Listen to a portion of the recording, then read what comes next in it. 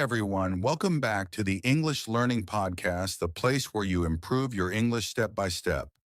I'm Jason, and joining me today is my amazing co-host, Julia.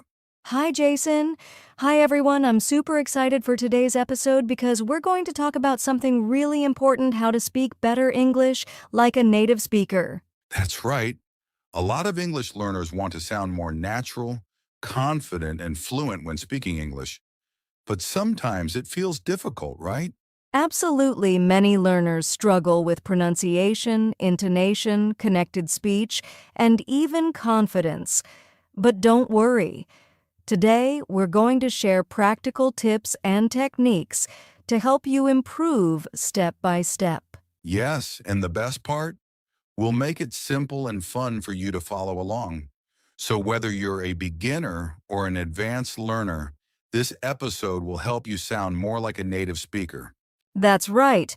So grab a notebook if you want to take notes, and let's get started. So before we jump into the techniques, let's talk about something important. Why do so many English learners want to speak like a native? Julia, what do you think? Great question. One big reason is confidence. When you sound more natural in English, you feel more comfortable speaking with native speakers. Exactly. If your pronunciation, intonation, and rhythm are natural, people understand you better. That makes conversations easier and more enjoyable. Another reason is work and career opportunities. In many jobs, speaking clear and natural English is a big advantage. It helps with interviews, meetings, and presentations. Yes, employers often prefer candidates who can speak fluently and confidently because it shows professionalism. And let's not forget travel. If you love traveling, speaking naturally helps you connect with locals more easily. That's true. And I think another reason is social life. When you speak English naturally, you can make friends from different cultures and backgrounds. You feel included in conversations instead of just listening quietly. Exactly. And for many learners, the goal is not just to speak English, but to speak English effortlessly like a native. But remember, you don't have to be perfect. The goal is to sound clear, confident, and natural. Right. And today, we'll give you tips to improve step by step so you can reach that goal. All right, now that we know why speaking like a native is important, let's move on to the first big area of pronunciation and intonation. All right, now let's get into the first key to speaking like a native: pronunciation and intonation. Julia, why are these so important? Great question. Pronunciation is how you say words correctly, and intonation is the rhythm and melody of your speech. Both are super important if you want to sound natural in English. Exactly. Let's talk about pronunciation first. One of the biggest differences between native and non-native speakers is how they pronounce certain sounds. For example, the tiot sound in words like think and this. Yes, many learners say tink instead of think or dis instead of this, but here's a simple trick: place your tongue between your teeth and blow air out the think this that. Nice. And another important sound is the difference between ship and sheep, the short I in ship and the long I in sheep. If you say I saw a sheep but mean I saw a ship, it can be confusing. Right! These small pronunciation details can change the meaning of a word. That's why listening and practicing are so important. And that brings us to intonation. Many learners speak in a flat tone, but English has a musical quality. It goes up and down. Yes, let's do a quick example. Listen to these two sentences. 1. I didn't say he stole the money. Flat tone, no expression. 2. I didn't say he stole the money. Natural rise and fall. Do you hear the difference? Absolutely. The second one sounds more natural and expressive. So if you want to sound like a native, pay attention to which words are stressed and how your voice moves up and down. Great. Now let's take this a step further and talk about common pronunciation mistakes and how to fix them. Now that we've covered the basics of pronunciation and intonation, let's talk about something super important: common pronunciation mistakes and how to fix them. Julia, what are some mistakes that learners often make? Great question. One of the most common mistakes is not pronouncing the ending sounds of words. For example, many learners say wan instead of want or goin' instead of going. Oh, yes. In English, the final sounds are really important. If you don't say the T in want, it might sound like one. A simple fix is to slow down and focus on the last sound of each word. Exactly. Another common mistake is the confusion between short and long vowel sounds, like bit and beat or ship and sheep. If you say, I saw a ship, but pronounce it as I saw a sheep, people might misunderstand you. That's a good one. Here's a quick tip: stretch long vowels and keep short vowels quick and sharp. Try this. Repeat after me. Bit, beat, bit, beat. Nice. Another big mistake is the thash sound, like in think and this. Many learners replace it with T or D, so they say tink instead of think or dis instead of this. Right. The trick is to put your tongue between your teeth and blow air out. Like this hink, hiss. Let's practice. Julia, say think and this correctly, and I'll say the wrong way. Sure, think this correct pronunciation. Tink dis wrong pronunciation. See the difference? Yes. And one more common mistake, stressing the wrong syllable in words. For example, some learners say photograph instead of pho to graph. Good one. In English, certain syllables are stronger than others. If you stress the wrong part, words sound unnatural. A great way to fix this is to listen to native speakers and repeat after them. Exactly. So, practice ending sounds, vowel length, the th sound, and word stress. Now let's move on to a big secret to sounding native, connected speech. Now that we've talked about pronunciation mistakes, let's move on to something that will make your English sound really natural: connected speech. Julia, can you explain what that is? Of course, connected speech is when words link together in natural conversation. Native speakers don't pronounce every word separately. Instead, they blend words to make speech smooth and fast. Right. For example, listen carefully to these two sentences. One, I want to go out. Slow, separate words. Two, I want to go out. Connected speech, did you hear the difference? Instead of want to, I said wanna.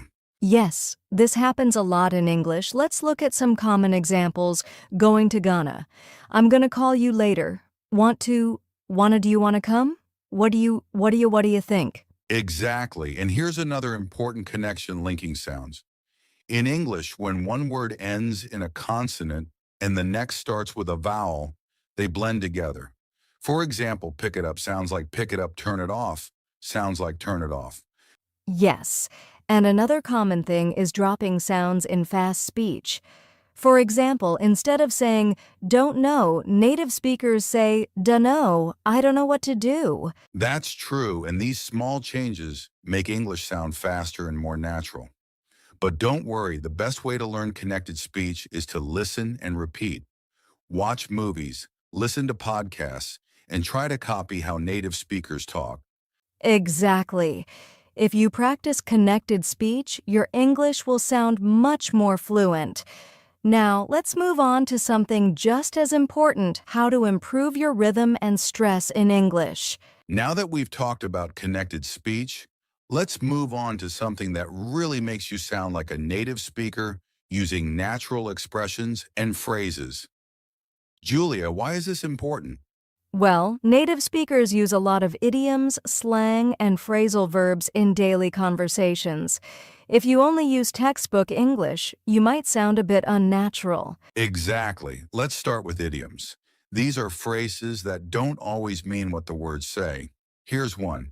It's a piece of cake. Julia, what does that mean? Oh, that means it's very easy. So instead of saying, that test was very easy, you can say that test was a piece of cake. Great. Now let's talk about phrasal verbs. They're super common in native speech. For example, instead of saying continue, we say carry on. Instead of leave, we say head out. Yes. Here are some useful phrasal verbs. Hang out. Spend time with friends. Let's hang out this weekend. Look up to admire someone. I really look up to my teacher. Run into meet by accident. I ran into an old friend today. Nice. And of course, there's slang short, informal words native speakers use. For example, instead of saying I'm very tired, you can say I'm beat. Or instead of, that's really good, you can say that's awesome.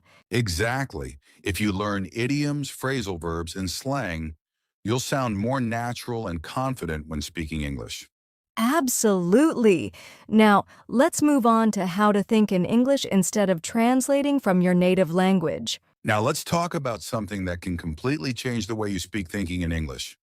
Julia, why is this so important? Well, many learners translate from their native language to English in their heads before speaking. But this takes time and often leads to mistakes because different languages have different structures. That's so true. If you think directly in English, you'll speak faster, sound more natural, and feel more confident. But how can learners do this? Great question. One easy way is to start with simple thoughts. For example, when you wake up, don't say in your native language, I have to get up now and then translate. Just think in English time to wake up. Yes. Another great tip is to describe what's happening around you in English. If you're walking in the park, think, the weather is nice today. I see people jogging. The birds are singing. Exactly. And one of the best ways to train your brain is to talk to yourself in English.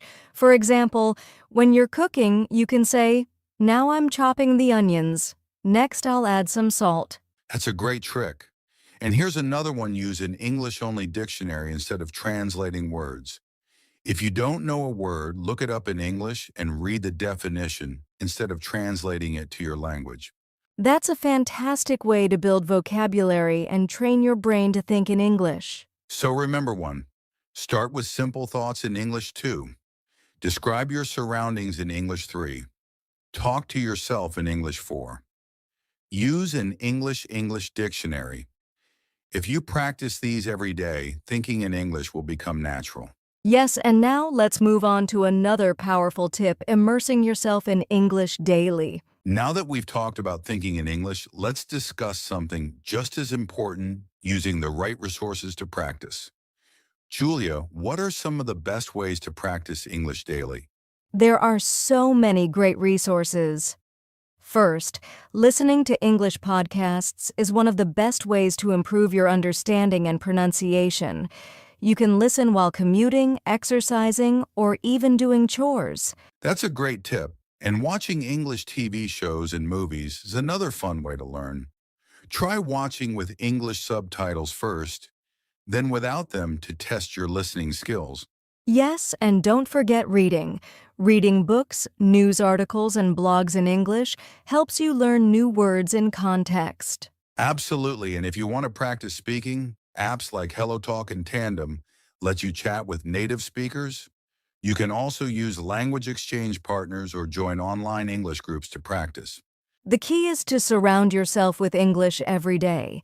Even just 10 to 15 minutes of focused practice can make a huge difference. That's right. So find the resources that work best for you and make English a part of your daily life. Now let's move on to our final section, staying consistent and motivated in your English journey. We're almost at the end of our podcast, but there's one last thing we need to talk about: confidence in speaking. Many learners know a lot of English but feel too shy or nervous to speak. Julia, what advice would you give to them? Great question. First, remember that mistakes are part of learning. Even native speakers make mistakes. The key is to keep speaking and not be afraid of errors. That's so true. And another tip is to speak slowly and clearly. Many learners think they need to speak fast to sound fluent, but actually, speaking clearly is more important than speed. Yes, and a great way to build confidence is to practice speaking alone. Talk to yourself in the mirror, record your voice, or even read aloud from books. That's a fantastic idea. And if possible, find a speaking partner.